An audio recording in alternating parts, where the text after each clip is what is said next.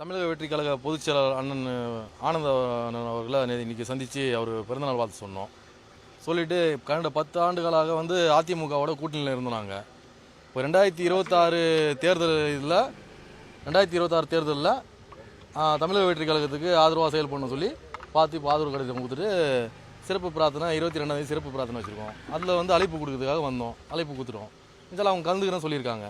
நாங்கள் வந்து இனி தொடர்ச்சியாக வந்து தமிழக வெற்றி கழகத்துக்கு ஆதரவாக தான் செயல்பட போகிறோம். ஜனநாயக முஸ்லீம் மக்கள் கட்சி. ஓகே, நம்ம இயக்கம் தமிழ்நாடு ஃபுல்லாக எத்தனை இடத்துல இருக்கோம்? 34 மாவட்டத்தில் எங்கள் இயக்கம் இருக்குது. மெயின் பேசிக் பார்க்க போனால் முஸ்லீம்ஸ் ஓட்டு ஃபுல்லாக இன்றைக்கி எங்களுக்கு ஃபுல் அண்ட் ஃபுல் சப்போர்ட்டிவ் எங்களுக்கு இருக்குது. அண்ணன் தளபதி விஜய் அவர்களை முதல்வர் ஆகிறதுக்கான என்னென்ன வேலைகள் இருக்கோ அனைத்தும் நாங்கள் வந்து செய்ய போகிறோம். கூட்டணி பேச்சுவார்த்தை எடுத்துக்கலாமா? ஆமாம், கூட்டணி பேச்சுவார்த்தையும் எடுத்துக்கலாம். அதை தான் இப்போ வந்து மெயின் ஃபஸ்ட்டு இது பேசிக்காக அவர் சந்தித்து அழைப்பு கொடுத்த இதில் சந்தித்து ஆதரவு கொடுத்துட்டு வந்திருக்கோம். பேசி வந்து இல்லை, இதுக்கு முன்னாடி வந்து அஃபிஷியலாக சந்திச்சிருக்கோம்.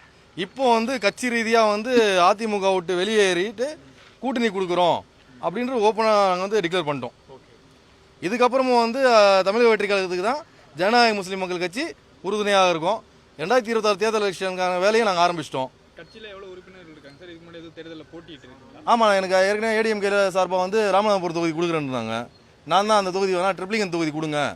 நான் பூர்வீகம் டோட்டலாக எல்லாமே எங்கள் இது வந்து ஹெட் ஆஃபீஸ் வந்து பாரிஸில் இருக்குது.